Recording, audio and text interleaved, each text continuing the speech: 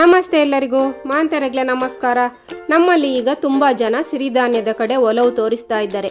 ಇವತ್ತು ನಾನು ದಿನನಿತ್ಯದ ತಿಂಡಿಗಳಲ್ಲಿ ಸಿರಿಧಾನ್ಯ ಯಾವ ರೀತಿ ಉಪಯೋಗಿಸಬಹುದು ಅಂತ ತೋರಿಸಿಕೊಡ್ತೇನೆ. ಐತಾಳ್ಸ್ ಕಿಚನ್ ಎಲ್ಲ ವೀಕ್ಷಕರಿಗೆ ಸ್ವಾಗತ. ನವಣೆಯಿಂದ ಸೌತೆ ದೋಸೆ ಮಾಡುವ ವಿಧಾನವನ್ನು ಇವತ್ತು ತೋರಿಸಿಕೊಡ್ತೇನೆ.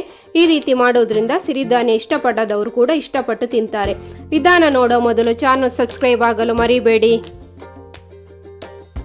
ದೋಸೆ ಮಾಡಲಿಕ್ಕೆ ನಾನಿಲ್ಲಿ 1.5 ಗ್ಲಾಸ್ನಷ್ಟು ನವಣೆ ಹಾಗೆ 1.5 ಗ್ಲಾಸ್ನಷ್ಟು ದೋಸೆ ಅಕ್ಕಿಯನ್ನು 2 ಗಂಟೆ ಕಾಲ ನೆನೆಸಿಟ್ಟಿದ್ದೇನೆ. ಹಾಗೆ 1 ಗ್ಲಾಸ್ನಷ್ಟು ಪೇಪರ್ ಅವಲಕ್ಕಿಯನ್ನು ತೊಳೆದಿಟ್ಟುಕೊಂಡಿದ್ದೇನೆ. 2 ಎಳೆ ಸೌತೆಕಾಯಿ ಹಾಗೆ ಸ್ವಲ್ಪ ತೆಂಗಿನಕಾಯಿ ಕಟ್ ಮಾಡಿ ಇಟ್ಟುಕೊಂಡಿದ್ದೇನೆ. ಇಲ್ಲಿ ನಾನು ಫ್ರೆಶ್ ಸೌತೆಕಾಯಿ ತಗೊಂಡ ಕಾರಣ ಇದರ ಸಿಪ್ಪೆ ತೆಗೆಯುವುದಿಲ್ಲ, ಹಾಗೆ ಕಟ್ ಮಾಡಿ ಉಪಯೋಗಿಸ್ತೇನೆ. ಸೌತೆಕಾಯಿಗೆ ನಾವು ಊರಲ್ಲಿ ಮುಳ್ಳು ಸೌತೆ ಅಂತ ಹೇಳ್ತೇವೆ. ಕಟ್ ಮಾಡಿ ಇದರ ಒಳಗಿನ ತಿರುಳನ್ನು ನಾನು ತೆಗೆದುಕೊಳ್ತೇನೆ. ತಿರುಳನ್ನು ನಾನು ದೋಸೆಗೆ ಹಾಕೊಳ್ಳೋದಿಲ್ಲ. ಎಳೆ ಸೌತೆಕಾಯಿ ಆದರೆ ಅದರ ತಿರುಳು ಕೂಡ ಹಾಕೊಳ್ಬೋದು.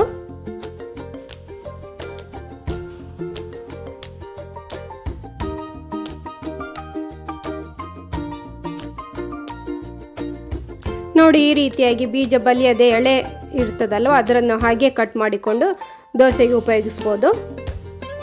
ಇನ್ನು ಎಲ್ಲವನ್ನು ಗ್ರೈಂಡ್ ಮಾಡಲಿಕ್ಕೆ ಸುಲಭ ಆಗುವ ರೀತಿಯಲ್ಲಿ ಕಟ್ ಮಾಡಿ ಇಟ್ಟುಕೊಳ್ತಾನೆ. ಕಟ್ ಮಾಡಿ ಇಟ್ಟುಕೊಂಡಿದ್ದ ಸೌತೆಕಾಯಲ್ಲಿ ಅರ್ಧದಷ್ಟು ಮಿಕ್ಸಿ ಜಾರಿಗೆ ಹಾಕೊಳ್ತಾನೆ. ಹಾಗೆ ತೊಳೆದಿಟ್ಟಿದ್ದ ಅವಲಕ್ಕಿ ಕೂಡ ಹಾಕ್ಕೊಂಡು ಇದನ್ನು ರುಬ್ಬಿ ತರ್ತಾನೆ. ಸೌತೆಕಾಯಲ್ಲೇ ನೀರಿರುವ ಕಾರಣ ಇದಕ್ಕೆ ಎಕ್ಸ್ಟ್ರಾ ನೀರು ಹಾಕೊಳ್ಳೋ ಅಗತ್ಯ ಇಲ್ಲ. ಇದನ್ನು ನೈಸಾಗಿ ರುಬ್ಬಿ ತರ್ತಾನೆ. ರುಬ್ಬಿದ್ದಾನೆ. ಈಗ ಒಂದು ಪಾತ್ರೆಗೆ ಹಾಕ್ಕೊಂಡಿದ್ದಾನೆ. ಈಗ ನೆಕ್ಸ್ಟ್ ಬ್ಯಾಚ್ ರುಬ್ಬಿಕೊಳ್ತಾನೆ. ಉಳಿದ ಸೌತೆಕಾಯಿ ಹಾಕ್ಕೊಳ್ತಾನೆ. ಹಾಗೆ ಕಟ್ ಮಾಡಿದ ತೆಂಗಿನಕಾಯಿ, ನೆನೆಸಿಟ್ಟಿದ್ದ ಅಕ್ಕಿ ಮತ್ತು ನವಣೆ ಕೂಡ ಹಾಕ್ಕೊಂಡು ಇದನ್ನು ರುಬ್ಬಿ ತರ್ತಾನೆ. ಎಲ್ಲವನ್ನೊಂದು ಪಾತ್ರೆಗೆ ಹಾಕ್ಕೊಂಡಿದ್ದೇನೆ. ಇದು ಉದ್ದಿನ ದೋಸೆಯ ಹಿಟ್ಟಿನ ಹದದಲ್ಲಿರಬೇಕು. ರುಚಿಗೆ ತಕ್ಕಷ್ಟು ಉಪ್ಪು ಹಾಕ್ಕೊಳ್ತಾನೆ. ನಾನು ಇದರಲ್ಲಿ 2 ವಿಧಾನದ ದೋಸೆ ಮಾಡುವ ಕಾರಣ ಇದನ್ನು ಅರ್ಧದಷ್ಟನ್ನು ಇನ್ನೊಂದು ಪಾತ್ರೆಗೆ ಹಾಕ್ಕೊಳ್ತಾನೆ. ತೆಗೆದಿಟ್ಟಿದ್ದ ಅರ್ಧ ಭಾಗದಷ್ಟು ಹಿಟ್ಟಿಗೆ ನಾನು 1 ಕಪ್ಪಿನಷ್ಟು ಬೆಲ್ಲದ ಹುಡಿ ಹಾಕ್ಕೊಳ್ತಾನೆ. ಇದನ್ನು ನಾನು ಸಿಹಿ ದೋಸೆ ಮಾಡ್ತಾ ಇದ್ದೇನೆ. ನಾನು ಗ್ಯಾಸ್ ಮೇಲೆ ದೋಸೆ ಕಾವಲಿ ಇಟ್ಟುಕೊಂಡಿದ್ದೇನೆ. ದೋಸೆ ಕಾವಲಿ ಬಿಸಿ ಆದಮೇಲೆ ಎಣ್ಣೆ ಸ್ಪ್ರೆಡ್ ಮಾಡಿಕೊಳ್ಳೋಣ. ಮೊದಲಿಗೆ ನಾನಿಲ್ಲಿ ಸಿಹಿ ಸೌತೆ ದೋಸೆ ಹಿಟ್ಟು ಹಾಕ್ಕೊಳ್ತಾನೆ. 1.5 ಸೌಟಿನಷ್ಟು ಹಾಕ್ಕೊಂಡಿದ್ದೇನೆ. ಹಿಟ್ಟನ್ನು ಸ್ಪ್ರೆಡ್ ಮಾಡಿಕೊಳ್ಳೋಣ.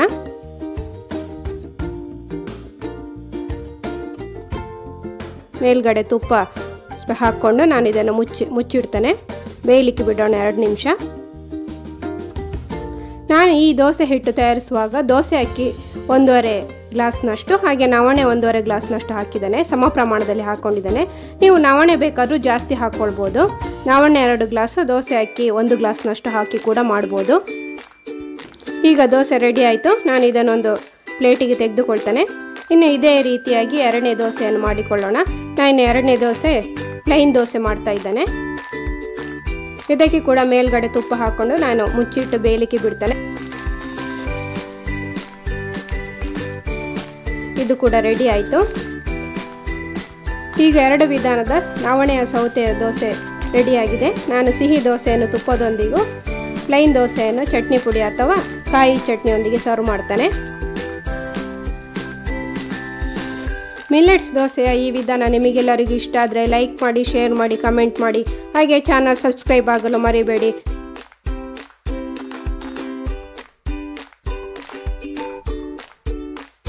ನನಂಜಿ ವಿಡಿಯೋ ತಿಕ್ಕ.